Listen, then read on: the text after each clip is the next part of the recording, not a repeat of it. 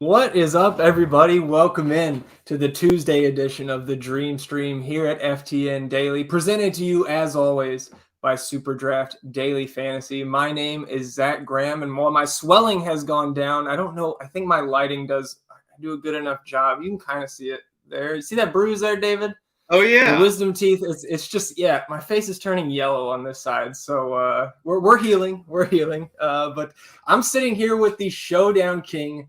40K richer. And David was just pointing out to me his tweet that the exact same lineup he won 40K with on FanDuel last night would have won the Millie on DraftKings. But, it's been a super successful season. And like I told you earlier today, David, I know you know, it's not over yet. So I expect to see more screenshots from you. But after that big win, another big win on your resume, how are you feeling coming into this kind of ridiculous 2-game slate?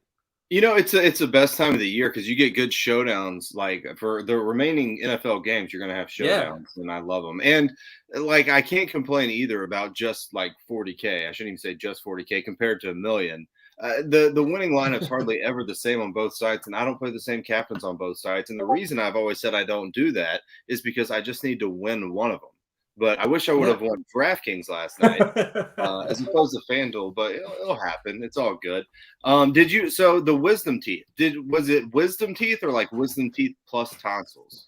No, it was just wisdom teeth, but all four at once. And the one down here on the bottom on this side was the one that didn't come out clean. So they were, I think they drilled it into multiple pieces and were tugging on it. And I don't know. I was pretty high, so I didn't really feel much of it, but that's what I was told. So we did just get some timely news. We're here about 38 minutes and change until lock. Again, only 2 games. I believe this is the first 2-game slate that we've had in the NBA since opening night. Might have thrown one in there that kind of got away from me over the last couple months, but we did get some timely news here. Kemba Walker, who we were discussing right before we went live, David, will start for the Knicks. So I'm sure maybe some updates. Let me check on what Kyle had in the projections for the Knicks, if he had Kemba in or not. Probably a few tweaks to the ranks to come as well. Looks like he had Kemba out. So I assume Kyle will update the projections here shortly. Kemba Walker will start, and that is our first game. Again, only 2 games. The Timberwolves coming to town to visit the Knicks. That's a 213.5 over under. Let me refresh the board real quick. Up to 216 now.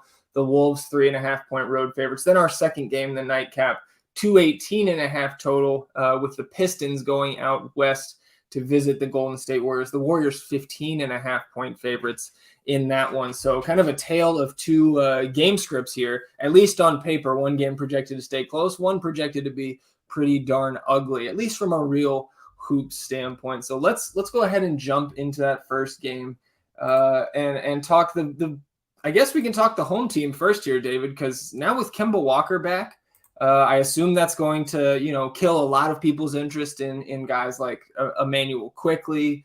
Certainly going to give Alec Burks a hit, assuming he comes off the bench again. Probably can't play your Miles McBride. Going to take a hit to a guy like Quentin Grimes. So with Kemba in, he's 6'4" on DraftKings. Kemba is 1.5x on our sponsor Superdraft, and looking over on FanDuel. I mean, maybe the most attractive price there at 4.9. So I guess let's start with Kemba back from resting his knees for a couple weeks. How do you feel about him? He's 4.9 on FanDuel. Yeah. Oh man, I mean you gotta lock him. You gotta lock him at 4.9 if he's starting. That's too cheap for Kemba Walker. As much as I hate him, but going up against P-Beth, who's not as good as a defender as he once was, but he's a good defender. But it still doesn't matter. He's 4.9, playing point guard, 2-game slate. That's unfortunate because I've done a lot of work on the slate so far today, and I'm going to have to redo some things. What I guess I'm going to do is just swap out all my Alec Burks with Kemba Walker. I mean, I think that makes sense, even though there's a $1,400 price difference. It's going to leave a lot of salary on the table, which I don't like to do. Then I need to mess around with some other pieces. But I think at this point you just play Kemba Walker. Let me do that comparison. I'm just talking about slate on a whole, what the other point guards around that range are. Quickly, I agree. I wasn't really on him anyways. The reason I wasn't on the cheap guys for the or the bench guys for Minnesota and New York is I just assume you're going to get plenty of bench guys off Golden State and Detroit, and I think they'd have a higher upside anyway. So I was kind of fading them to begin with. But Kemba Walker is priced right around quickly, so you take Walker. Corey Joseph's 44 compared to Walker, 49. You take Walker. Killian Hayes, you take Walker.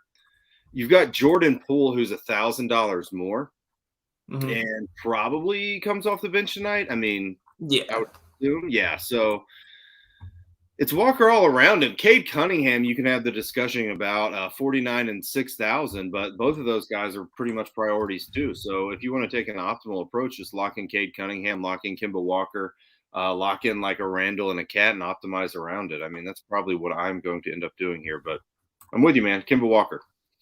Yeah, I know over there on FanDuel, you mentioned Cade Cunningham. The price just ridiculous there. I think $6K flat for Cade Cunningham in that second game on FanDuel. So, yeah, that seems like kind of, again, I don't spend as much time on FanDuel as the other two, but that seems like a really solid core or a start to a single entry as well. The Wolves will start D'Angelo Russell, Patrick Beverly. I would swap those two underdog, Anthony Edwards, Jared Vanderbilt, and Karl Anthony Towns with Jalen Noel available to play as expected. He came into the day probable, I believe. So there's your Wolves starters. What I'm looking for now, David, is the game log of RJ Barrett.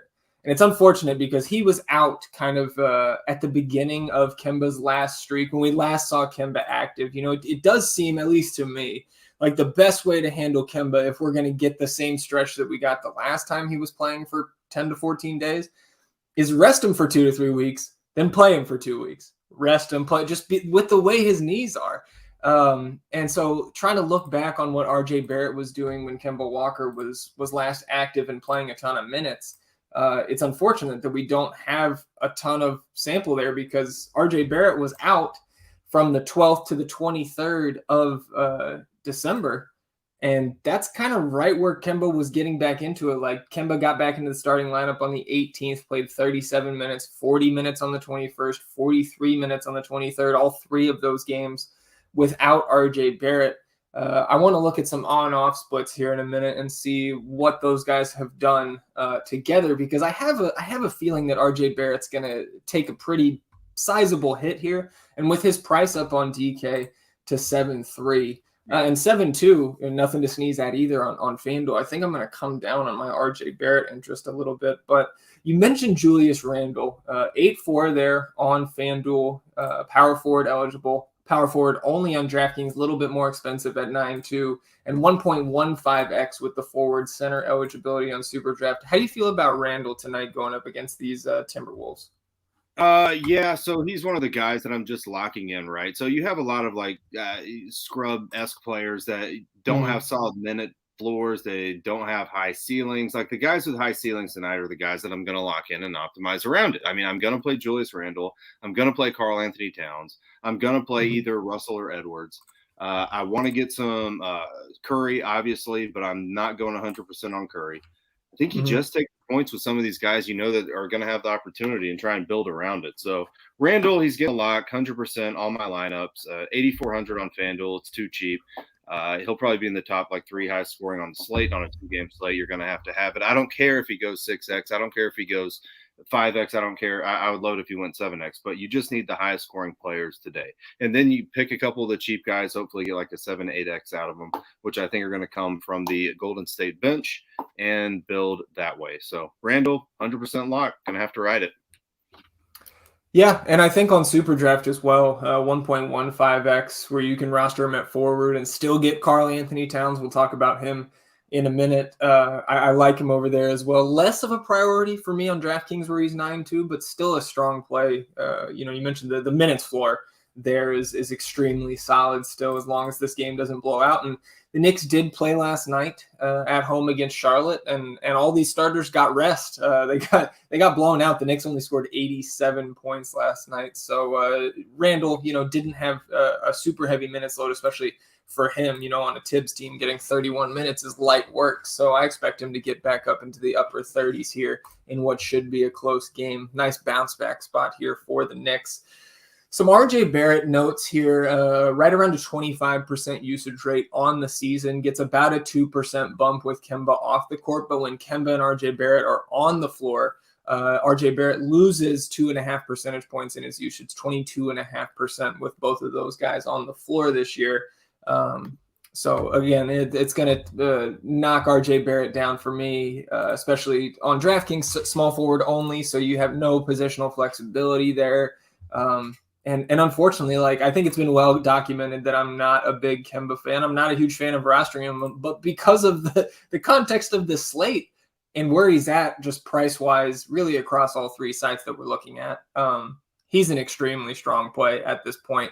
I can't quite give him the 10 on DraftKings because he's not very good, but the usage and the shot attempts that we're going to see, you look at those games again, those were without RJ Barrett, but 20, 21, and 27 shots in those games, and then had that weak triple-double with RJ Barrett in the lineup on Christmas Day. A triple-double is a triple-double on the sites where you get that bonus, so 6'4", still a very strong play, and had that Q tag all day on DraftKings. How about Mitch Robinson? Because he's kind of come back into the good graces of Coach Thibodeau. The minutes have been very strong. 26 last night, but that was through three quarters. Yeah. Didn't play in the fourth.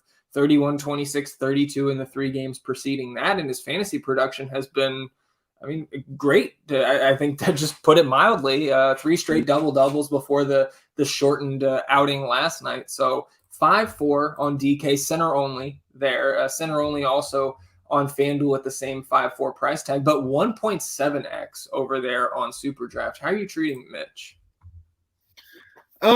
So on DraftKings, Superdraft makes more sense than on FanDuel. On FanDuel, he's only center eligible, and I'm going to have Karl-Anthony Towns, so that's the way it's going to be. It's a good way to get different, though.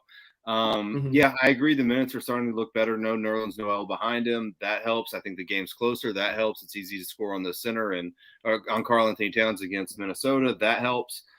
So yeah, I don't think he's a bad play. The only centers that you can really consider are Towns. They've got Randall center eligible, Mitch Rob, and then Looney, but you can play him at power forward. So really thin position today. If you want to get different, I don't mind Mitch Rob, but I'm certainly not taking him over a Karl-Anthony Towns. Yeah, I agree. I think on the one center sites, I'm prioritizing Karl-Anthony Towns. He would be my first guy in. Really on any site, Superdraft, you can get Mitch Robinson at forward. So you can definitely play both over there. I would use with Cat center only over there on Superdraft. He would occupy my center spot. I would have to be many lineups in before I didn't roster him. And I guess we can go ahead and use that as a segue to the Wolves side of this game. And let's go ahead and just start with Towns. His recent history against this Knicks team, pretty rosy outlook. The minutes were extremely solid. In 3 of his last 4 games, he eclipsed 40 minutes against this Knicks team. I don't think we're going to quite get there tonight. Again, Towns only averaging 34.3 minutes on the season, and right at that number through the last 10 days, that being a 5-game sample size. He did touch 40 minutes against Memphis, 42 against the Pelicans. That Pelicans game may have been overtime. I can't quite recall. 30 minutes 2 nights ago against the Warriors in the blowout win. And again, those 4 games against the Knicks, dating back to the 2018 season, 40 minutes, 53 and a quarter, 31 minutes, 61 and a quarter DK points, 41 with 55, and then 40 minutes with 58. So again, just having that high floor with obviously a massive ceiling for Cat anytime he steps on the court. He's the guy that I'm especially if I'm running one lineup, I'm just not leaving any of the sites without Karl-Anthony Towns. Yeah, you said it all right there. He's probably the highest scoring player on the slate, I would have to think. I would think so, yeah. I don't think Curry's going to pass him tonight with the game environment there. I don't think Randall's going to pass him. He would be my next favorite choice, and that game's going to stay close. look, it's not, you don't have to like overthink this one. Just play Karl Anthony Towns. Like 40% of people are going to fade him. They're all going to be dead. And just, I mean, what you got to do is play Cat. But like barring any kind of foul trouble or something, which you can't predict and shouldn't try and predict, he's going to be the highest scoring player on the slate. Yeah, I mean, I think I've seen a couple projections around the industry with Steph over him. I would disagree with that. Let's see what Kyle's got. Maybe he ran. Okay, he hasn't updated, I don't think, since we went live, but he's got Steph on top of Cat by about 3 fantasy points. Again, I think at worst, I'm probably projecting them right about even. I just think, and we'll get into that second game with how wide of a margin we expect to see in that game by the end of it. Like, I just think Steph could, like, there's just a lower floor, I think, for Steph tonight than Cat. And positionally, you've got more guys with high upside opportunities at the guard spots than you do at center. But I think our biggest decision when we go salary-wise down this Timberwolves team is Edwards and Russell.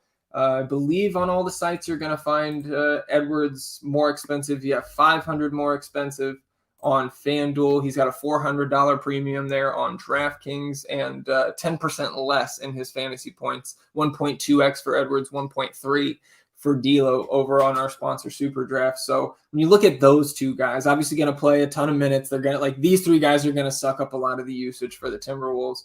Which one are you prioritizing? That's a good question. I think, I mean, it's tough to just pick one, right? I like them both.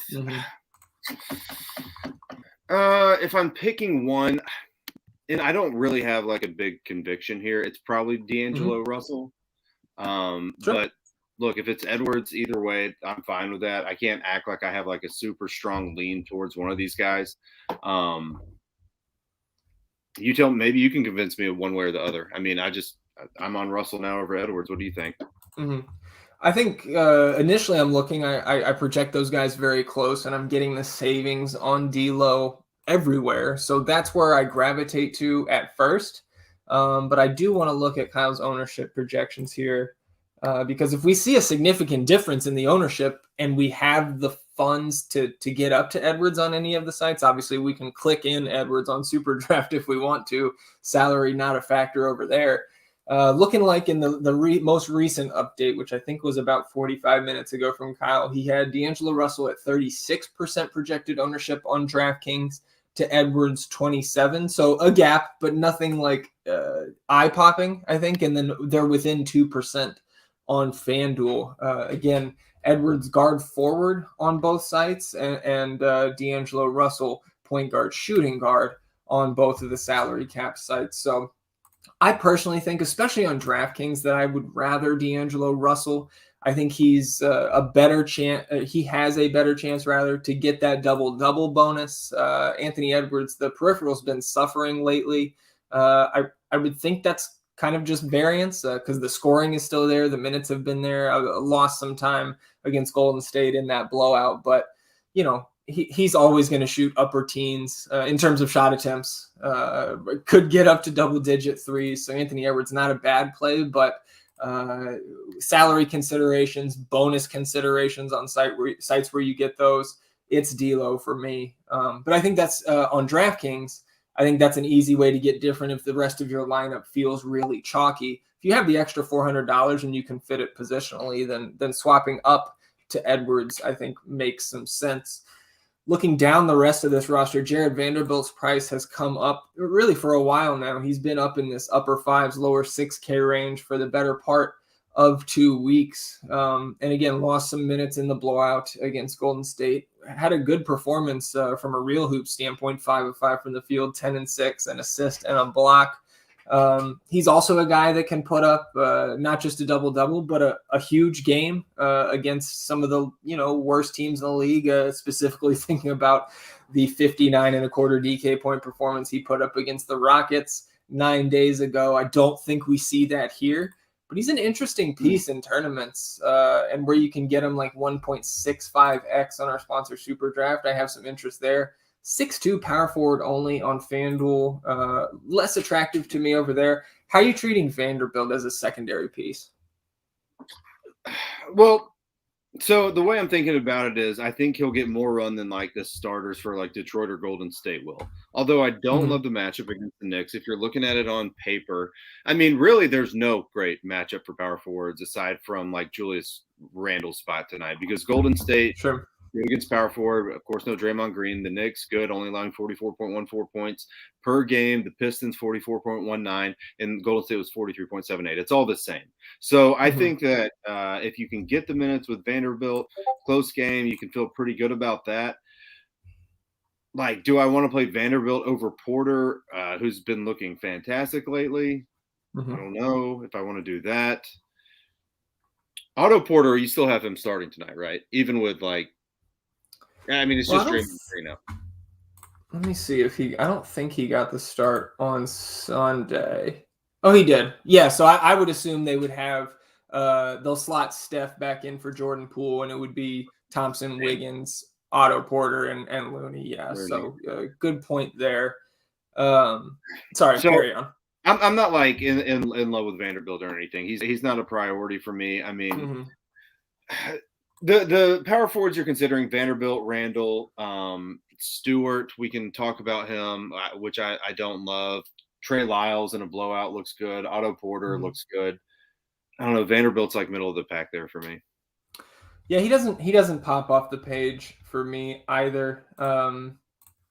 I think somebody that the field could get to at 5.5 on DK is Patrick Beverly. In close games, been playing upper 20s, sometimes low 30s in minutes, and still above a fantasy point per minute on the season. So kind of a rejuvenated Pat Beverly this season, up there after he got traded 2 or 3 times in the offseason, was grit and grind for about 8 seconds and then got shipped north to Minnesota. 5.5 on DK.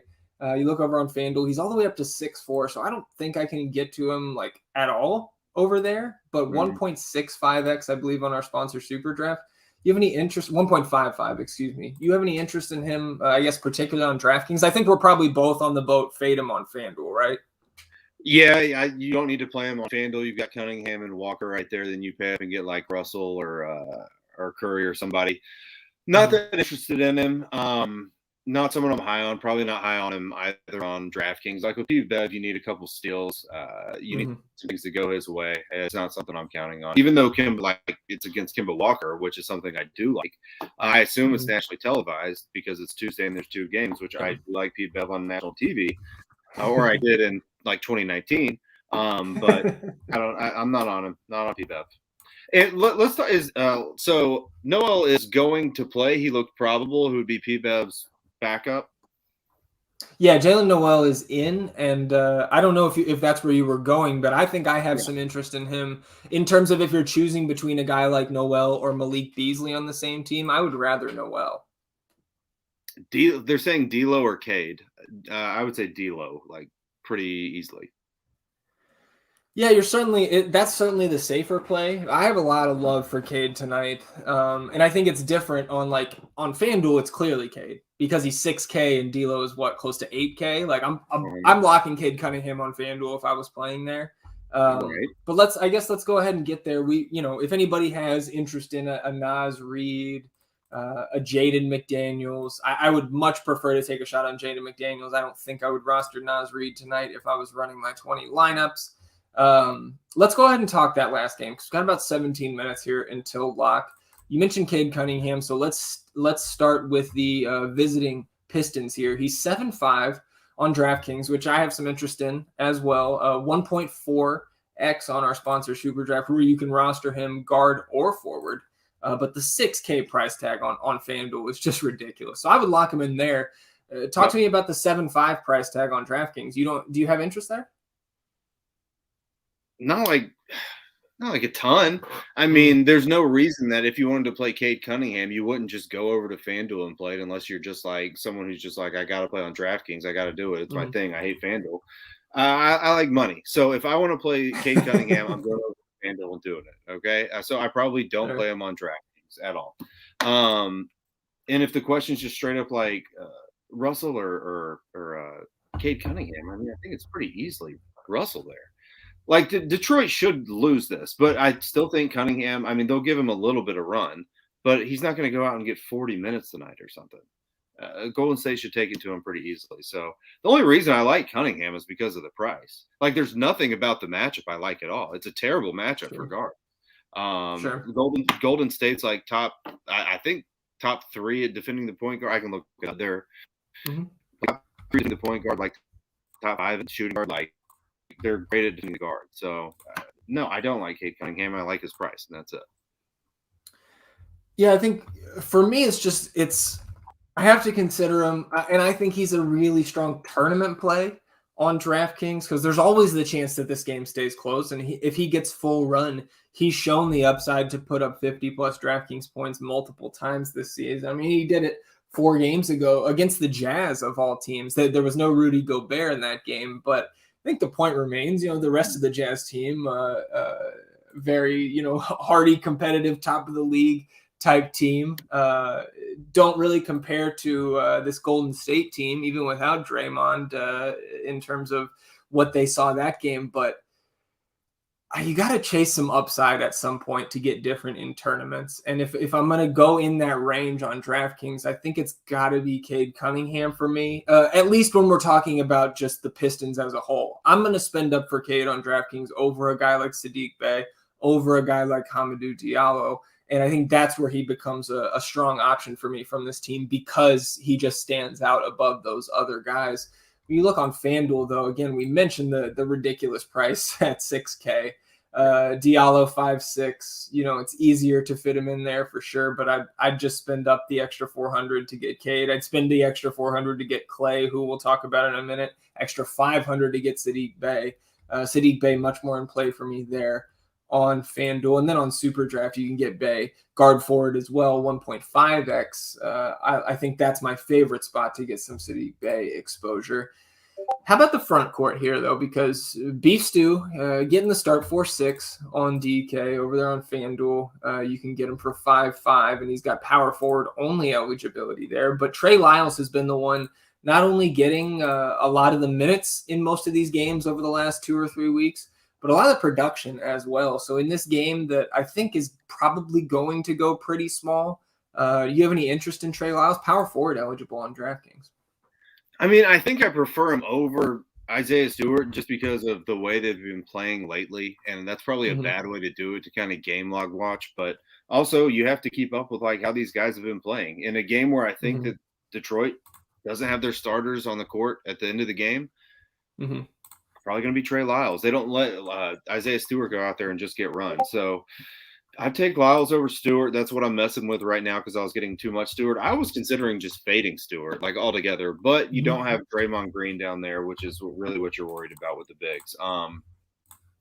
So give me Lyles over Stewart. I don't love either of them. Like I might even rather, like we'll talk about it here in a second. The game's getting close, but Golden State, like one of these backups has to do something too against Detroit. Or Porter. Like they're all in good spots and they all kind of have better prices except for Porter. But I don't know. I'd rank it Lyles over Stewart. Yeah, I'm right there with you. I think on all 3 sites, I would prefer Lyles in this matchup. I know the questions are piling up. We'll get to those here in a minute, guys. We'll finish this game out. Talk about the bottom of Detroit here. Killian Hayes should pick up the start again, 3.8 on DraftKings. You can get him at 1.8x on Superdraft. I think he's a decent value to take a shot on, should get his time and has shown the ability to produce from a fantasy standpoint, over 22 and a quarter DK points in 3 straight games. For 3.8 on this slate, that's going to look pretty nice at the end of the night. I think you can also take a shot on a guy like Josh Jackson, who, while the minutes are really volatile, like the usage for this guy, starting or coming off the bench, is going to be elevated compared to the rest of the players on this team. And at 3.6, I think he's somebody that I would take some shots on, especially if I'm running an MME build, entering a CSV, or if I'm running a single entry and he fits in there and gives you a lineup that you like at your other 7 spots. I think I'm fine taking a shot on Josh Jackson there. So, and then I guess you could also throw Saben Lee in. If Saben Lee gets up to the upper teens, low 20s in minutes at 3.4, he could also get there again. Saben Lee, I think you're building for the massive blowout. You think that game's going to be 20 plus headed into the fourth quarter. How do you feel about those guys? I'm not getting on Saban Lee really myself. He's just been too bad. He's just been too bad, and I know he's going to get like more run than normal probably, but not really like the last 4 games because they're all going for Detroit. He just hasn't been playing good enough, and there's plenty of guards that I would rather have instead of him. So he's a guy that I'll be fading. Like I would rather go take a shot on like a Poole. I'd rather take a shot on a Joseph. Definitely playing Walker, maybe Noel even for Minnesota, even though I'm a little wishy-washy there. You've got Gary Payton back. I'd probably rather play him over Lee. David Lee, I might rather play over Lee, even though the Gary Payton makes that a little bit tough to navigate through. So I'm not really on him personally.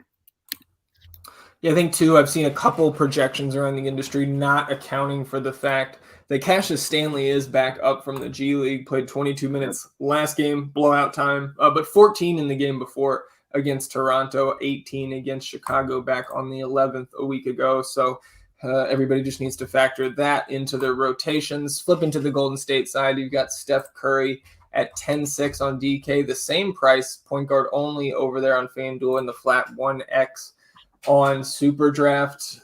Is he somebody that you would lock in, or are you kind of being cautious? I mean, typically I would lock in Curry on a 2-game slate, but I'm being a little bit cautious here. Hasn't been shooting fantastic. He's got the issue with his hand. Maybe that has something to do with it. Maybe it doesn't. It's still Steph Curry. It's not like he's not going to drop 60 again here in like the next 2 weeks sometime soon. Yeah. But they're not going to need him to tonight. I mean, they should be able to attack Detroit however they want to. You don't have to have Curry just going nuts. Doesn't mean that he can't go nuts, but I would rather have Julius Randle. I would rather have Karl Anthony Towns. And that doesn't mean I don't think that Steph Curry could even outscore them slightly. I don't think it happens tonight, but I realize it's a possibility. There's just too many other guards that I like. So I only have like 20% Steph Curry. Hope it doesn't come back to bite me, but I think it's the right move. I mean, you don't need to run Steph Curry out there when you've got so many guards that you can play for Golden State that really all have been playing really very good. And now you have Klay Thompson back, who's still going to be getting the rust off. But I don't know, Curry's probably going to get around 30 minutes again or something tonight. And it is enough for Steph Curry, but I'm not all over him tonight like I usually would be. Looking down that roster salary-wise, you've got Wiggins 6-7 on DK. Poole, you mentioned, who's likely to come off the bench again tonight, 6K. Otto Porter 5-8, and then Klay 5-5. I cannot get to Wiggins tonight, at least on DraftKings. 1.45x is a little more palatable on Superdraft. Wiggins 5-8, also more attractive to me than that 6-7 price tag on DK. With Steph and Klay on the court this year, Wiggins loses about 6.5 usage percentage points. He is at 24% on the season, down to about 17.5, I believe, with those two on the court. It's not a huge sample size yet, but I think that's kind of a no-brainer that he's going to lose usage with Klay returning to the lineup. We saw Klay get a little bit of an increase, 22.5 minutes on Sunday against Minnesota. So I think we should expect more of the same here. I would be surprised if he played more than 24. That 5-5 price tag, he sticks out to me as the best play on DraftKings of those 4 guys I listed, but I think it's a good chance that people are going to try to jump on this as the Klay game just because there's not a ton of other options. And so if he's going to come in really highly owned, I think it's actually something I would like to stay away from. Right now, Kyle has him only at 19% on DK, though. So if he's that low, then I'm gonna go ahead and jump on Klay. I think he could get on top of that 5-5 price tag in his 22 minutes. And you don't have to play a ton in an MME build to get over that 19% number, if that is in fact where he comes in. We did get a projection update from Kyle, so that is an updated number. How are you treating that mid-range for the Warriors? I'm gonna play at least one of these. The mid-range for the Warriors, I think you're still talking about like the starters for the Warriors. So yeah, it's the same thing with Curry. I don't think they're going to get like full run here. I probably take Otto Porter number 1 out of all of them as far as like price per dollar goes and positionality, because you don't have a ton of forwards that I'm in love with, and I have a lot of guards I'm in love with. I'm not playing Klay.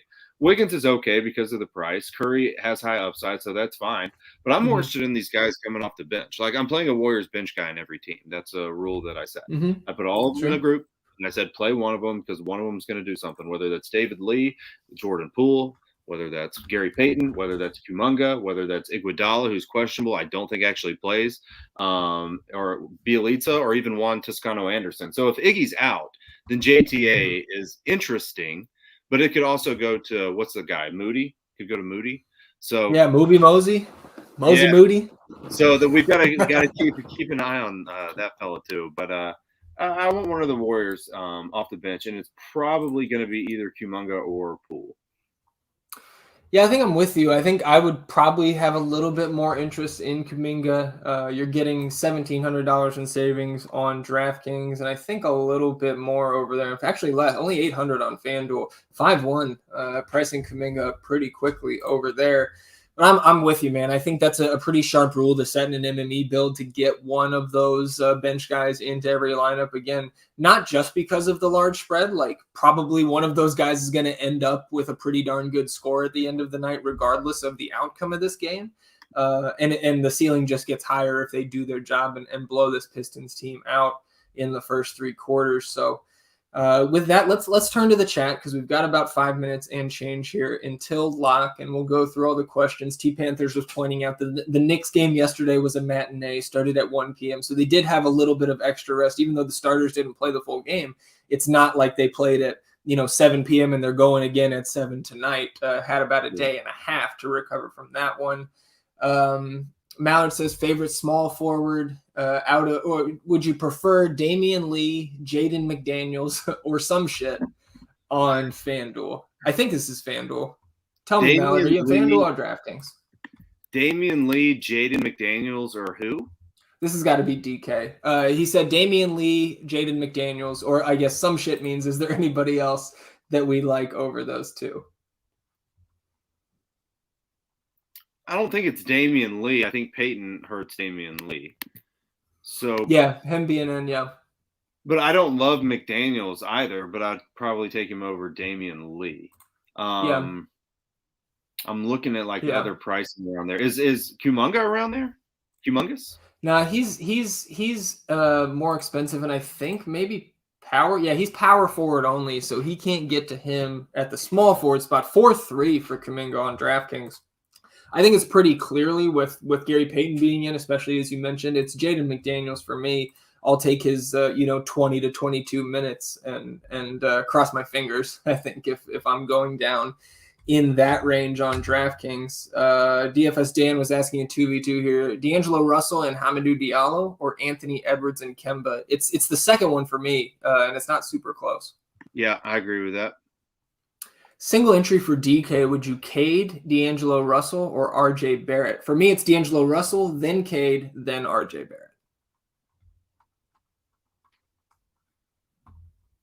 Barrett. D'Angelo Russell, 1, Cade Barrett.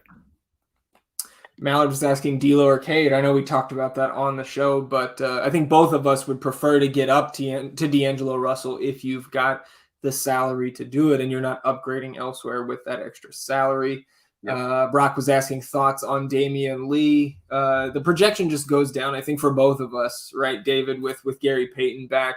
Certainly not out of play because it's a 2-game slate and they're projected to win by so much, but certainly takes some of the shine off of a guy like Damian Lee with Gary Payton back in there. Let's see, Hugo is asking, on such a small slate, are we comfortable playing Mitch Robinson and Julius Randle together? I am. I think that's a fine way to go on this 2-game slate. You got to get weird with it tonight to win a tournament, in my opinion. What do you think, Dave? Yeah, I don't have any problem with that. He also said that Josh Jackson was popping for him. He's disinclined to go with it. I don't think you have to go crazy on Josh Jackson, but like Hugo, if I'm building my 20 tonight, I'm gonna have shares of Josh Jackson just because of the usage, that he's going to get off the bench. Only projected for 16.5% ownership on DraftKings right now. You don't have to play a ton to get over the field. Let's see. Cody giving you shit for your Kuminga pronunciation. What was wrong? What was wrong with that? What did I say? I said humongous. Yeah. Well, I know that. Tyreek says Jonathan Cowabunga. I purposely butchered that one. Yeah. We've got about 90 seconds here until main slate lock. So fire any last minute questions you've got into the chat. Again, with the way this slate is, we're going to get out of here probably right after lock. Let everybody enjoy the games. Believe the doubleheaders NBA TV tonight. So we'll enjoy, hopefully, two competitive games. I have not a lot of confidence that the second one will be that. Some news for the future. Donovan Mitchell has entered concussion protocol. So maybe some Jazz value in our future, although 13 games tomorrow, David. So you're really going to have a ton of options on tomorrow's slate. It's so exhausting. We didn't. We might not have touched on this enough. Do you have any interest in Bielitsa or JTA? Not so much. Again, I know Draymond is out, but the big thing for me with JTA is he's still center only. And I'm gonna, like I said, I would lock Cat in my 20 lineups tonight. And so, like, I just think on this slate, I'm probably not gonna double center. Certainly not gonna lock a double center build like I'm pretty apt to do on bigger slates. But even if I'm going to go double center, like I'm going to put Mitch Robinson in there. I would rather Looney than JTA, et cetera. So I would be Bielitsa if I'm going to one of those two, but neither of those guys favorites of mine tonight. If the game blows up, go ahead. I was just going to say, I think JTA is in the discussion if Iggy is ruled out, but more so on FanDuel where he's power forward eligible. I don't like him at center. However, he's got to be, how much is he? Like $3,400 or something? On DK, he's flat min. Oh, no, excuse me. 32. Yeah, if Iggy's out, then he's going to exceed that value. Like, I'm pretty confident in that. But it's not all about exceeding value really on these, I mean, it is. It is and it isn't. Sure. It depends on how many people fail and how many people exceed. But, if Iggy's out, JTA is a good salary saver, I would say. More so. Sure. Last question before we get out of here, David, because we are at lock. P-Buck was asking if that second game blows out, which Lee would you like more, Sabin or Damian? Let's see. I mean, that one's tough because Lee gets a little bump back with Peyton in for the Golden State Warriors, and then Sabin Lee is terrible, and he plays for the Detroit Pistons. And also, I mean, he would get the run over Corey Joseph's because Joseph is a vet. And Sabin Lee could use all the run he could get. So I would probably say Sabin Lee there, although you can probably tell in the tone of my voice I don't love it. But I'm pretty low on David Lee today. Yeah, I would also go with Sabin Lee in that scenario. And you did a little slip of the tongue there. You mentioned David Lee. I would David Lee if he's on this slate, to be honest. Yeah. I would love some David Lee on this slate. Yeah, a former Warrior himself, right? Former Warrior, former New York Knick. 2 of the 4 teams on the slate tonight. So I guess let me pull up the ownership here on DraftKings, and then we'll go ahead and get out of here. Just read this off and get kind of a view of how the field went here. In the $15, I see Julius Randle 45.3%. Alec Burks got down to 11 with that Kemba starting news. Quickly held at 23%. Jared Vanderbilt 21. I know I'm all over the place. I'm just looking at lineups here. Karl Anthony Towns 42. Again, I would have locked him, so I like that he didn't get over 50. Evan Fournier 19%. Nothing crazy there. D'Angelo Russell 33. Pat Bev 39. At his 5.5 price tag. Dead money. Here's what I think, man. I think the best leverage spot is to be way under on RJ Barrett with Kemba Walker in the starting lineup. Barrett at 7.3. He's 48% on DraftKings. I think if you're under that on paper, you're pretty happy, and we'll see how it plays out. I see Malik Beasley at 10. I see Anthony Edwards 28. Mitch Robinson 38. So not crazy ownership there. Oh boy. Kemba Walker, 12.3 on DraftKings. I know he was more expensive there than on FanDuel, but I mean, to have Kemba Walker $900 cheaper and 36% less owned than RJ Barrett, like that's your ownership win. Before we tip the ball up, you love to see that. I'm gonna pull it up on FanDuel here if they can spit their percentages out. yet, because sometimes they don't. And I don't know how you get like the number. So how are you doing that? Are you just going DraftKings and look at it? Yeah, so if you go to the contest on DraftKings, like the live contest, and you open one up, you can click the export lineups to CSV button, and then it'll just download the ownership and a CSV for you. So I don't think FanDuel has that capability, but I haven't obviously played there for months, and I wasn't a huge FanDuel player when I was playing anyways. So let's see any other notables. RJ Barrett was the highest owned player in this game on DraftKings, by the way, that 48% mark. Anybody else that I missed of note? Taj Gibson held 11.5% there. That's fine. I think he was 3K on a 2-game slate, and Nerlens Noel out. That's fine. Malik Beasley 10%. Jalen Noel 7. That's nice. Quentin Grimes, Nas Reed. Guess Kemba Walker's ownership on FanDuel at 49. 68. 27. What? Yeah. Dude, what is happening? Yeah, so that's good. I got 100%. Actually, I don't have 100% of them. I have 100% in the qualifier, and then like I couldn't get my crunches to spit out 150, so I have like I always call them crunches. I was used to that back in the day. We got to come up with a new word for it, but I probably have like 80% on FanDuel. So yeah, he's only 27.2% owned, which is only 6% more than Evan Fournier. That's insane. I mean, I guess it always plays out differently than we expect, but like on paper, that's crazy. Yeah, that's crazy. Like you do that, you do that. Julius Randle 77%. Karl Anthony Towns is 63%. Man, I mean, I feel pretty good about my lineups now. I really do. I just need this Golden State value stance that I took to work out. Mm-hmm. Should be good. Let me see if I can get some Superdraft ownerships here. I want to see what Cat was over there. We've got Randall 81% there. Cat 75. So 25% of people choosing to go different at their center spot. Also, RJ Barrett 82% owned there. So probably some decent ownership leverage over there on our sponsor Superdraft.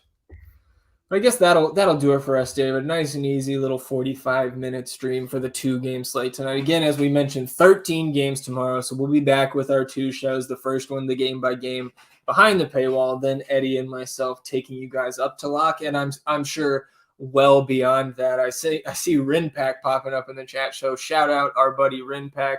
Getting in there with Jake. That's the old shadow chat going back to the Fan Vice days, me and those 2 jokers. All right, man. Well, again, if you've been catching us for free and you're not a member of FTN yet, you can sign up using that promo code FTNTV. It's going to get you 15% off the NBA package here. You're going to get all the bells and whistles, the optimizer, the player and ownership projections, all our tools, both the kind of industry standard ones, the unique ones like our game environment tool. Shout out to Alex Blickel, our advanced DVP tool. Shout out to Stefano Vaccarino. You're going to get access to the premium Discord channel where we're answering all the questions. If you've been in the YouTube or the Twitter, you're asking questions. We can't see them here because we have our eyes on the premium Discord channel. You also get access to Fast Eddie, Fear, and Mine's rankings, all that every single day. Again, code FTNTV gets you 15% off. You can sign up at Superdraft with code FTN and get that $100 bonus on deposits of $100 or more. Again, that's superdraft.io. And we've been presented by Superdraft Daily Fantasy, as we are here every day at FTN Daily. Appreciate everybody tuning in. Appreciate the chat participating as always. So for David, I'm Zach. Shout out Thomas, our producer extraordinaire behind the glass. And as always, let's get these beans.